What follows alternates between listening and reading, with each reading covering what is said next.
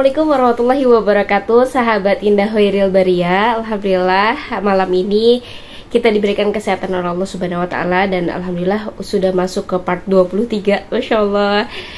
Jadi di part ini Indah mau sharing tentang sesuatu hal yang memang mungkin ini dialami oleh banyak ribuan atau bahkan jutaan umat muslim di dunia gitu ya, yang sudah pernah melaksanakan umroh. Nah, kali ini temanya adalah tentang gagal move on after pulang dari Baitullah. Oke, kira-kira ada yang ngerasain hal yang sama nggak? Ada yang gagal move on juga ketika pulang dari Baitullah. Nah, kalau boleh, kalau Indah boleh tahu, teman-teman silahkan sharing di kolom komentar atau boleh DM ke Instagram Indah di akun berikut ya.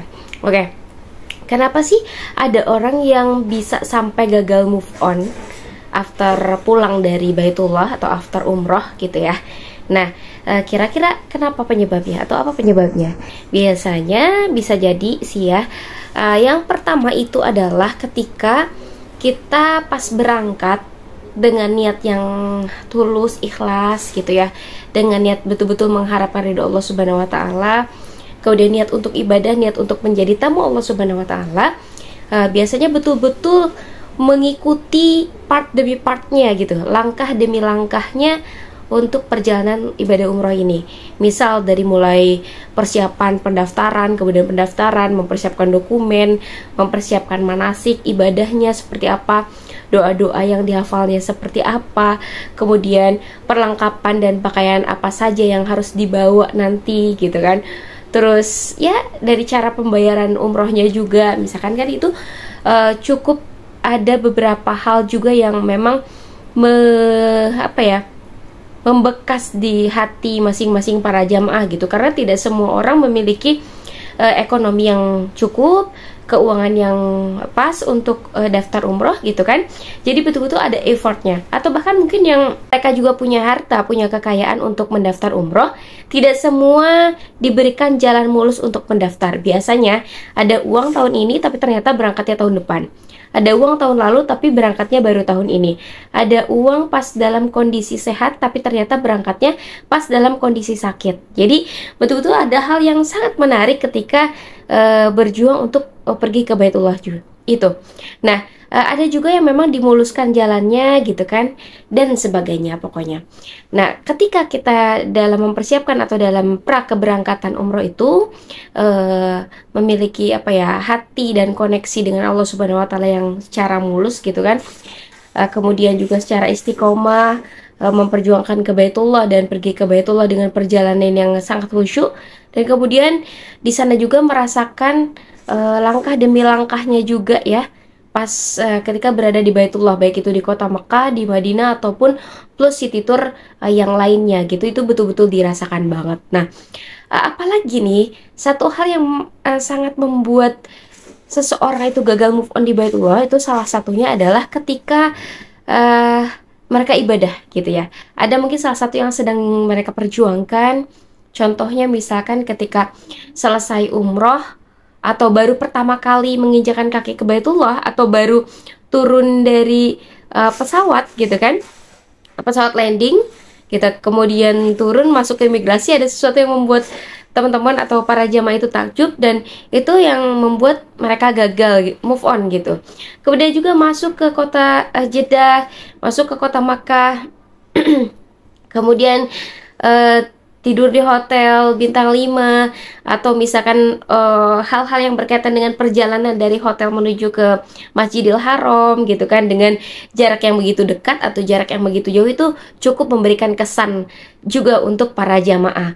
Dan yang terpenting adalah ketika orang yang baru pertama kali melihat Ka'bah itu, Masya Allah, tabarakallah, ya Allah, pokoknya itu keren banget. Dan bagi orang-orang yang memang hatinya itu sangat tersentuh ketika melihat baru pertama kali melihat Ka'bah, itu bisa-bisa itu sampai pingsan gitu, atau sampai benar-benar lemas gitu, atau bisa jadi semangat itu makin membara gitu ya.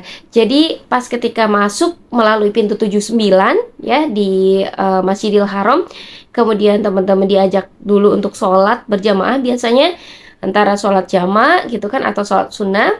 Lalu nanti teman-teman diajak oleh tour leader dan mutawifnya untuk turun melalui eskalator ke bawah, dan itu masya Allah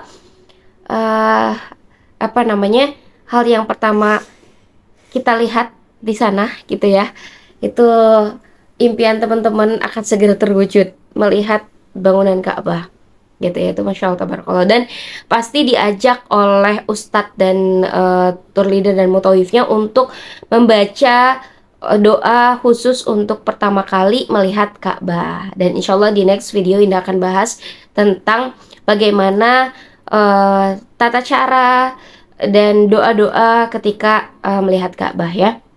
Oke, setelah itu, setelah melihat Ka'bah, ada juga hal yang membuat kita gagal move on ketika berdesak-desakan tawaf gitu ya. Kemudian ketika berdesak-desakan sa'i, ketika mengejar apa namanya, antri di di pinggiran Ka'bah untuk menuju ke Hijr Ismail untuk sholat di Hijr Ismail. Kemudian ketika sholat di Hijr Ismail, ketika berdoa di Hijr Ismail, ketika memegang kiswah Ka'bah, atau ketika memegang Hajar Aswad, karena tidak semua orang diberikan kesempatan oleh Allah Subhanahu wa Ta'ala untuk memegang Hajar Aswad tersebut, dan tidak semua orang juga memiliki kesempatan untuk sholat di Hijr Ismail. Hanya orang-orang tertentu yang memang Allah pilih, yang memang Allah takdirkan, dan itulah menjadi nasib dan takdir terbaik untuk mereka seperti itu. Dan alhamdulillah qadarullah, ini juga kemarin diberikan kesempatan oleh Allah Subhanahu wa Ta'ala untuk mencium Hajar Aswad, kemudian juga untuk sholat di Hijr Ismail juga, dan memegang kiswah.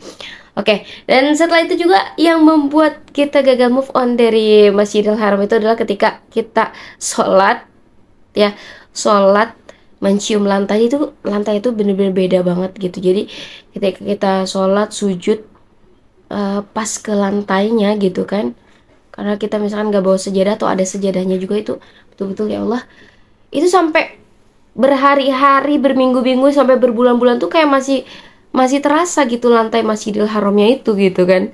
Ya coba deh kalau teman-teman yang nonton video ini dan udah pernah juga ke Baitullah, ngerasain juga nggak sih hal yang sama itu gitu kan. Jadi kayak berasa tuh lantai Masjidil Haram itu kayak masih terasa banget gitu kan.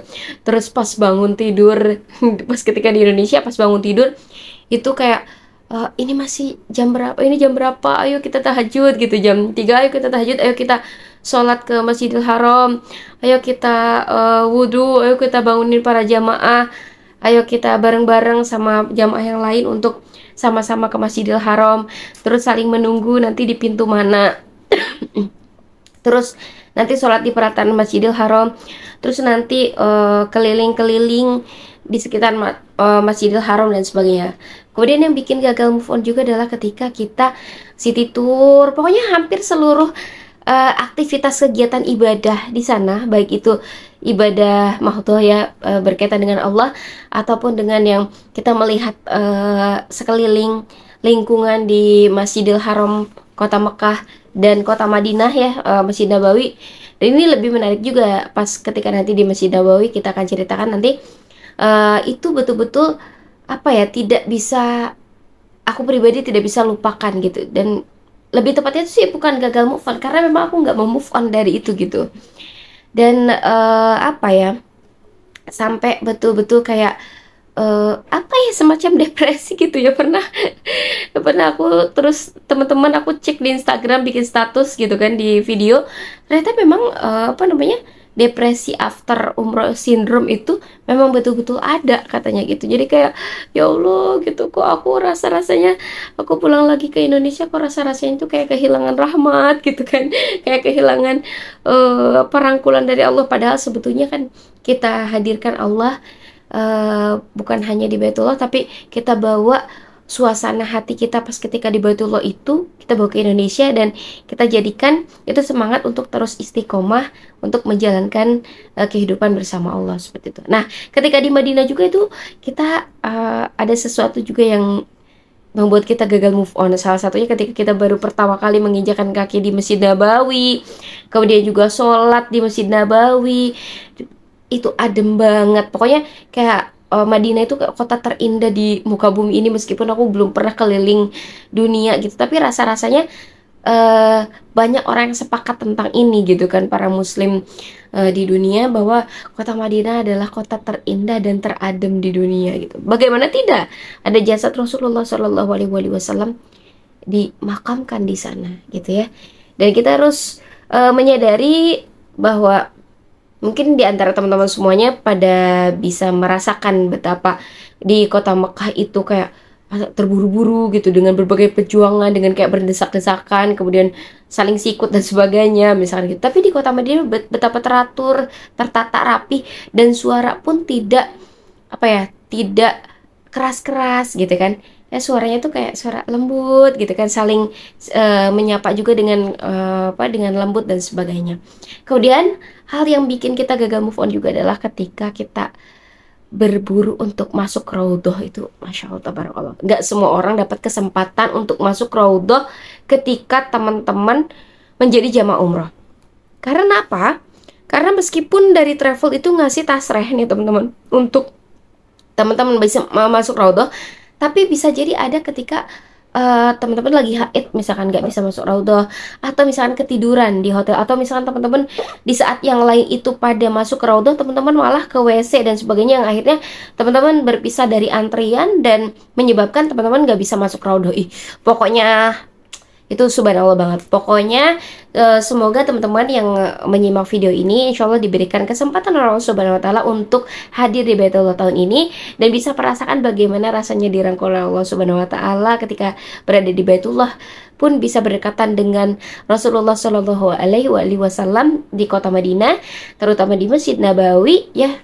Dan lebih utamanya lagi ketika berada di Raudhah, itu 10 menit yang berharga untuk mengubah masa depan kita. Oke, itu saja mungkin buat teman-teman semuanya. Lebih tepatnya sih bukan gagal move on, tapi aku pribadi tidak ingin move on dari Baitullah itu. Karena apa? Karena lebih kepada kita menavigasikan hati kita menuju ke Baitullah gitu ya. Yang mana setiap hari kita sholat menghadap ke kiblat. Jadi lebih tepatnya Indah nggak akan pernah mau move on dari Baitullah itu sendiri. Oke, see you next time. Kita akan bahas hal-hal yang berkaitan dengan umrah dan haji di video berikutnya. Wassalamualaikum warahmatullahi wabarakatuh. Thank you.